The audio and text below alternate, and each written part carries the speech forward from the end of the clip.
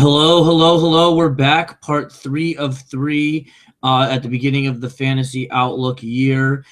We've gone over strikers, we've gone over midfielders, so all that leaves left is goalkeepers and defenders. And defenders should be this should be the quickest video, and goalkeepers is extremely quick, and then defenders will conclude with. So, goalkeepers first, Derrick. The floor is yours. Really with goalkeepers, it's last year you could have found a starting goalkeeper at like $5, like I did last year, or at some point I found my starting goalkeeper Jesse Gonzalez at 4.5 last year. That was exciting. Unfortunately, this year he's $6, but I'm still paying for him. He is my starting goalkeeper, no doubt about that. But this year you're gonna have to spend for a goalkeeper, and with the two less roster spots, excuse me, going from 18 roster spots to 16 roster spots, it may not be a bad idea to keep two starting goalkeepers, like two 5.5 starting goalkeepers. I've seen people fiddle with that strategy. It's really not a bad idea. If you want to go with that, go ahead. But What six. makes that what makes that a good idea? Why Uh, would you wrap up $10 million or $11 million when you could wrap up 9.5? I mean, I have $10 invested anyway because I have Jesse Gonzalez in a minimum. But there are some coaches that, damn it, there are some coaches for whatever reason will just inexplicably not play a goalkeeper one game. Unless you have a goalkeeper like Stephen Fry who played every game last year, go ahead.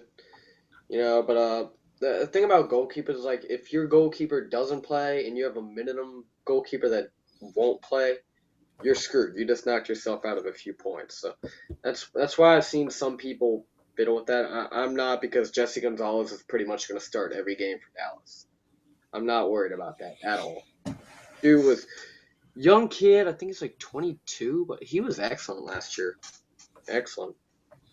Average like maybe 5 points in fantasy game. That was really good for me. At $6, Bill Hamid's injured. Don't bother. Jesse Gonzalez, he's my goalkeeper. That's all you need to tell him. That's very good. Very good clean sheet potential at the start of the year. They play at Philadelphia first week, and then their next 3 or 4 games are easy as can be. And then they have a double game week in week 4. So, yeah, that's why I picked him. I'm very confident in that pick. Luis Robles with New York. Very underrated, very underowned. Didn't he make U.S. national team last year? I think so, and I know he won MLS Keeper of the Year last year. Very, very underrated goalkeeper, and for whatever reason is, let's see his ownership percentage. 8%, which isn't bad. New York's a good defense even without Matt Miazga. So go ahead and draft him. Go ahead, see what happens. Quaresay, you're talking about an MLS Cup winning goalkeeper. Portland has a great defense, led by center backs Nat Borchers and Liam Ridgewell. Once again, very, very underrated goalkeeper that got in, owned by 7%. Nick Raimondo, we all know Nick Raimondo, the quintessential third string national team goalkeeper, quintessential RSL stud. Thing about RSL is I don't think their defense is going to be that good this year. So do you really want to spend $6 on a goalkeeper that's playing behind a shaky defense? No.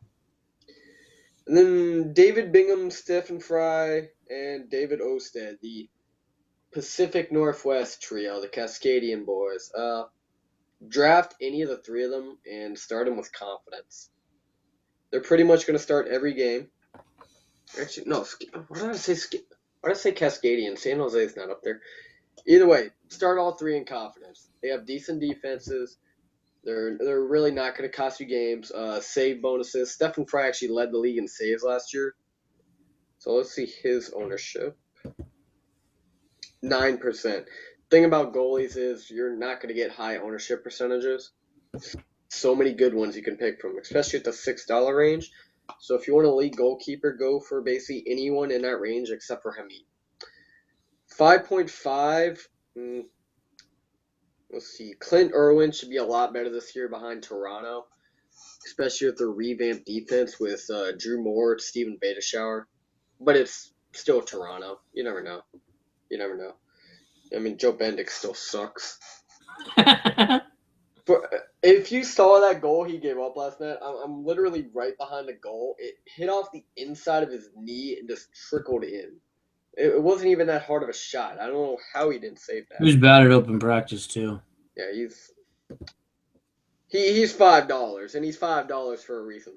But at 5.5, Steve Clark's behind a defense. Tyler Derrick was behind a defense. Bobby Shuttleworth's probably the best 5.5. Then you got Dan Kennedy in LA. Bush is pretty good too at 5'5". Yeah, it's not bad. How is Tim Melia 5.5? SKC, damn. No, Tim Melia is the best 5.5. Let me give you that. Matt Beasler, Ike Opara. I think they just signed a new DP defender. I don't know how the hell to say his name. I think he's like Brazilian or Portuguese. Either way, other than that, I mean, Evan Bush. If you want Evan Bush, just like all Montreal players, wait a few weeks. And other than that, $5 is no one. We can move on to defenders. You're spending either 5.5 or 6 on a goalkeeper. Ended at that. Now, defenders. Here's my favorite because once I get down to the budget options, I gotta talk about my favorite Swedish defender. If you follow my Twitter, you know how good I think Axel Sjoberg is and why we should trade for him. Like now. There's only the highest defender price, by the way, is $9. Thing about defenders at the beginning of the year is you may have to spend a little bit, but once budget options arrive, go to the budget options. You do not need to be spending $9 on a defender like 20 weeks into the year. You can definitely find a budget option that'll produce for you. Matt Hedges, Kendall Waston. If you're gonna pick one of the two, you're picking Waston because the new defensive rules. Let me go over those really quick. 4 clearances at the bonus point, 2 blocks at the bonus point. Already did recoveries. Every 4 interceptions at the bonus point. Kendall Waston was one of the leaders in clearances last year. So he's going to average you a bonus point per game. That's always a good thing. And Vancouver is a good defense. So, yeah, I mean, if you're going to go with a $9 defender, go with Kendall Waston, even though Matt Hedges has the way better clean sheet potential with Dallas. 8.5. Actually, all 4 of these guys are good options. Just realize Laurent Simon's a red card risk with every game he plays. Total red card risk. He's always bound. He's a great clearance man. He's a great defender, but he's always bound to do something stupid and get a red card. That's just who he is. Shelley Van Dam for LA. This is a very intriguing option. If you watch their, did you watch the Champions League game, Sam? I saw some of it, yeah, and he was an animal. He was a freaking animal, and at 8.5, he's going to be a clearance. He's going to be a huge target for Gio Dos Santos on those free kicks. By the way, if you didn't see it, he almost scored on his debut at home 45 seconds into the game to the Champions League. What an introduction that would have been. The guy cleared off the line. So they're going to Mexico tied at 0. Chad Marshall, Matt Beasler, both legitimate options. Just do your research because the thing with defenders is they're not going to score a lot. They're not going to get a lot of clean sheets. So any bonus points you can get from these guys, the better. $8. So yeah, no. Both of the Portland center backs, for whatever reason, are $8. I would take that price and run with it because Liam Ridgewell is the reason I wish we had a DP center back. I've said this all along. You need a DP center back. Not many teams had it. Portland has technically 2 because Nat Borchers is good enough to be one. And they won the MLS Cup. Holy shit. I'm like a prophet, you know? It works for me. Options in here. Let's see. Andrew Farrell, decent option. Apparently there's this new guy from New York City. I gotta ask Chris about him. He knows more about this guy than I do. Brilliant and Gideon Baugh for New York Red Bulls. That should be a good option at $8. Aurelian Collin is $8, but you're not drafting an Orlando defender, especially with Joe Bendick in goal. And the fact that Aurelian Collin has not started a preseason game. Weird. Yeah, it's like, what the hell is going on with him? Oh, by the way, when we're talking about Orlando defenders, don't put Seb Hines in your team. Yeah, I know he scored 4 goals against a second division Brazilian team, and if that game actually counted for fantasy, he'd be somewhere around 27 points. But don't do it. Just don't. Thomas and Olave's at $8, but he loves to get red cards. I think I had him twice last year, and he had 2 red cards in both of those games. 7.5, Zach Lloyd. The thing with Dallas is it's Matt Hedges is one of the center backs, and the other is either Zach Lloyd or Maynard Figueroa. And from what I've seen in preseason, it's going to be Maynard Figueroa. So whoever plays center back in there is obviously more valuable. But FC Dallas only gave up, I think it was 40 goals last year. They were a good defense. So if you want to pick either Lloyd or Figueroa, go ahead and do it because they're both going to start. Let's see. I've heard good things about Matarrita, loanee from some team in Costa Rica. So New York City should have a good defense this year. I hope not, because I would like to destroy them. But Matarrita is going to be under-owned. 7.5. There's everyone's favorite Seb Hines. Like I said, don't own him. Let's see. 1% of fantasy players are not listening. So, here's the new SKC DP, Coelho. I'm hoping he starts. He's only owned by 0.5% of players. So if he does start, SKC is a great defense, and they got a great goalkeeper and a great team. So, if he continues to start, especially with Eichel Para coming back from whatever happened to him last year, Achilles or something like that. Either way, I'd take that 0.5% and run with the differential. Damian Peronel, total red card risk. Clarence Goodson, over-owned. Steven Beitashour, Toronto bullshit. $7, really the only option I see to start with is Maynard Figueroa. Like I said, he's probably going to play center back. And we all know the quality of Maynard Figueroa. You don't play in the Premier League unless you're quality. Played for Colorado last year. I'm glad he got out of there. Thank God. Pablo Mastroeni is the how do we phrase this? Dr. Jackal of fantasy or something like that. Freaking terrible manager. Yet somehow still kept his job after finishing last place last year. I obviously don't know how the fuck he did it. He's terrible. Well, Figueroa's not there anymore, so all good.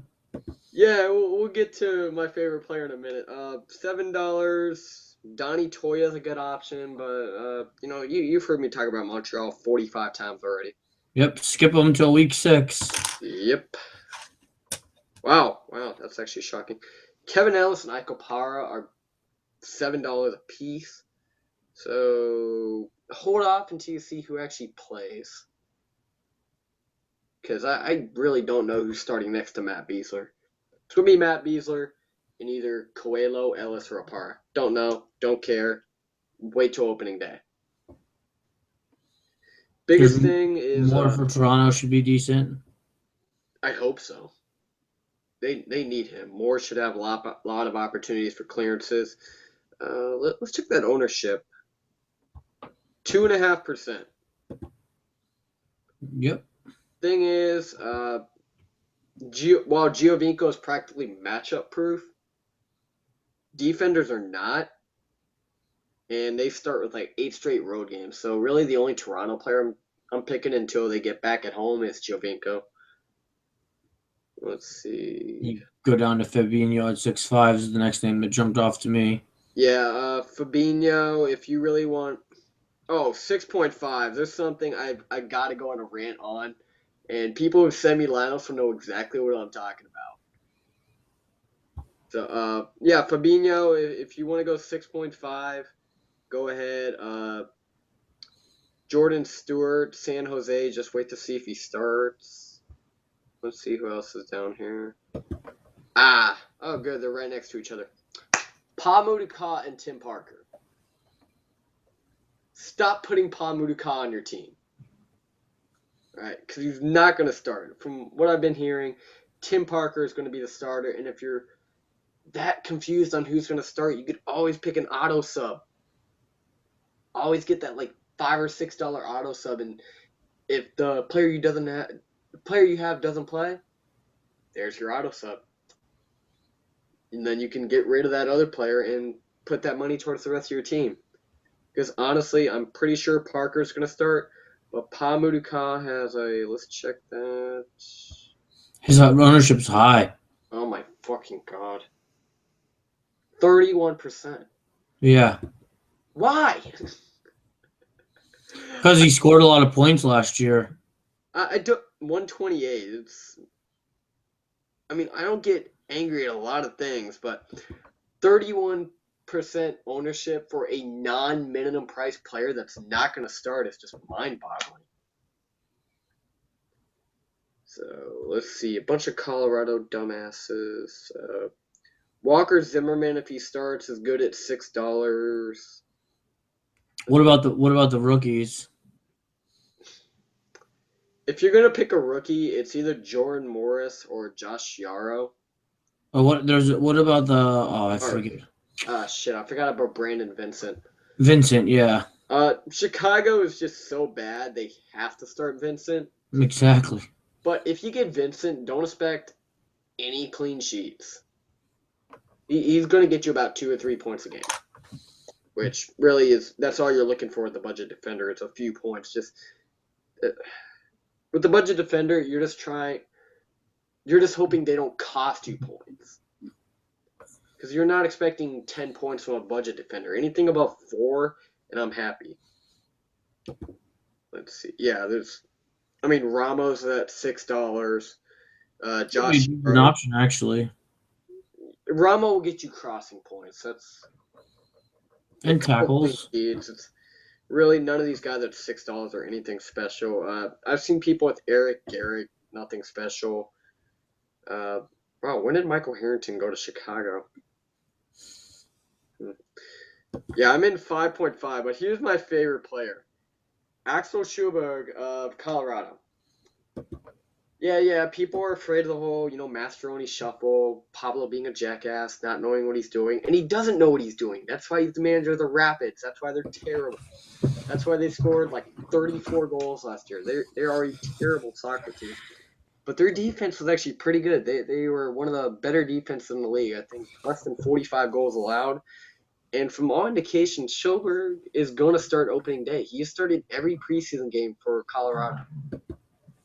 He played in 14 games last year. He got injured midway through the year and then kept getting shuffled. There are a few reasons I like him. One, he's 6'6". He's going to win a lot of aerial duels. He's strong, and Colorado's a good defense. They're not going to cost you much. They're not going to lose you 4 points on goals allowed or some stupid crap like that.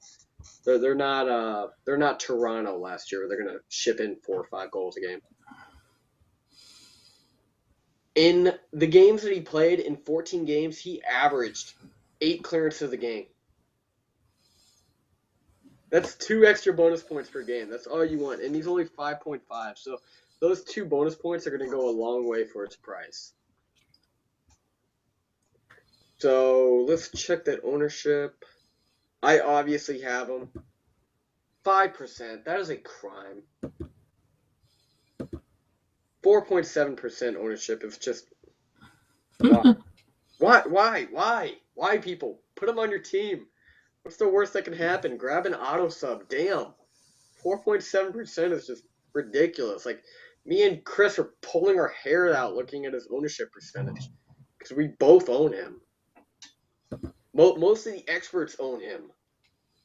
No one's really afraid of Mascheroni right now. because you pretty much have to start him. You said something about Brandon Vincent. Yep. Earlier. 11% at $5. Good auto sub if you need it. Good budget option later in the year. Really, I don't see much else. A player that I'm hoping becomes a budget option is Tommy Redding, because I'm really not sure with their center backs. And Redding, Don't even get me started on our center backs. Please don't get me started. Yeah, this video will last about 10 minutes longer if I go on a rant about the center backs. Yeah. Long story short, when Tommy Redding gets promoted to the first team, he's going to make his $5 price tag look small. Hey, I just want to go on the record because this is going to go out. I think Tommy Redding starts day one. Ooh. That's it. So you think he's going to start fill the bowl against Real Salt Lake? Colin and Redding, day one. Interesting. I think it's going to be Mr. 4 goals from a central defender position. Really, if you weren't at that friendly last night, you missed probably the most improbable thing in the history of the world. And we got half-price pizza today. That too. But anyway, now we're getting off topic. All right. Is there any other late stabs you want to take at these guys, Derrick? I'm going to beat all your fantasy teams' asses this year. Okay. No, but other than that, I'll do the videos every week. I'll post on Twitter. I'm at Rays1299. If you can't find me, I'm the dude with the Orlando City Kermit. So, yeah, I'll be here every week, hopefully giving you a couple little information, helping you get your fantasy teams. I'm always available if you need to send me a lineup question. Just direct message me, and I'll get you as soon as I can. All right, guys, there you have it. That's our 3-part series. 3 in 3 days for you leading up to the 6th. Join the Fan TV League. We're putting it on this year, first year of it. Maybe in about a week or two, we'll have a vote for a trophy or a championship belt or something. Trying to make it, kind of specialized for this league only. And, I know Chris wants it. I know Derrick wants it. Oh, I'm going to destroy Chris. He knows I am. I've been bantering him for about 3 weeks now. And we got Jeremy Caldwell says he thinks he can win it. So we already got some names in the hat for contention. But with that said, just get it with us. We'll get you the league code. Got any questions to Derrick? If he's not responding, I'll do my best to help. I'm not the greatest fantasy resource. You can either message me or you can message Chris, who is at Orlando County SC. We're both on Twitter obsessively for whatever reason, so either one of us can answer your question. All right, guys. Thanks for the watch. Look forward to getting up with you in the fantasy league. Thank you, Derrick. You're always doing the most, spending your free time helping us out over here. Yeah, I'm about to fail my classes because I keep neglecting to do my homework for this. Hey, gotta take priorities. All right, guys. I'll be at Fan TV, not the first game because I got a wedding to go to, but the second game I will be back. Respect. Peace out.